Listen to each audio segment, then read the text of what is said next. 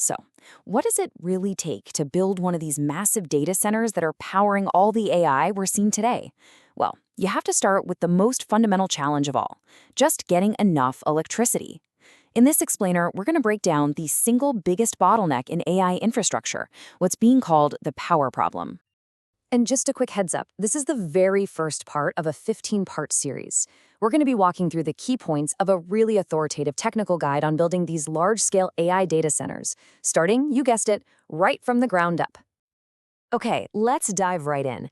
To really get what makes these AI facilities so different from the data centers of the past, you first have to wrap your head around the sheer mind-boggling scale of it all. Seriously, we are talking about a true quantum leap in infrastructure. Just look at this number.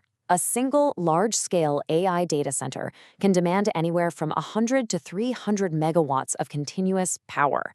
And that's not a peak number, that's the constant, around-the-clock demand, 24/7.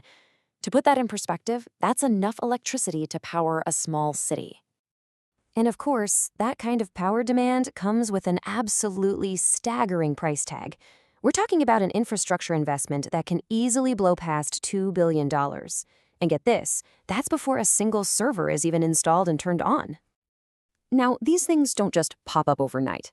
The typical construction timeline for just one of these facilities can span 2 to 3 years.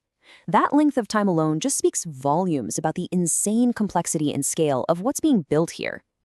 So where does all this lead? You have all these massive numbers, the megawatts, the billions of dollars, the years of construction.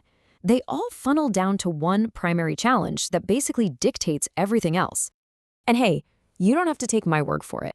The source report we're using is crystal clear on this. Power isn't just one problem among many. It is, and I'm quoting here, the single most critical constraint. It is the ultimate gatekeeper for every single one of these projects.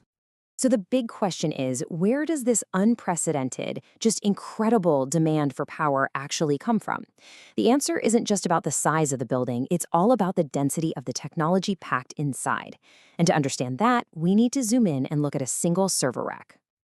Now this is where it gets really eye-opening. Have a look at this comparison. On the left, you've got a traditional server rack, something you'd find in a typical corporate data center. It might pull, say, 5 to 8 kilowatts. But on the right, an AI server rack, that thing commonly starts at 40 to 60 kilowatts, and some are pushing way, way higher. It's not even in the same league. And this right here, this illustrates the core issue at the component level. A single modern GPU server eats up 10 to 15 times more power than a traditional enterprise server. So we are not talking about a small little bump here. This is an exponential leap in how much power we're consuming. Now, what happens when you multiply that tenfold increase across thousands and thousands of servers? Well, you get a massive domino effect. This extraordinary power density forces engineers to completely rethink every single other system in the data center. This means you can't just plug these things in. You need electrical service on the scale of a public utility. You need advanced liquid cooling because plain old air simply can't remove that much heat. You need incredibly dense networking just to connect all those powerful GPUs. Everything has to be bigger, better, and way more resilient because the cost of failure is just astronomical. So we'll leave it there with a final thought for you. We've established that power is the fundamental challenge, right? But here's the thing. Every single watt of that power eventually turns into heat that has to be removed.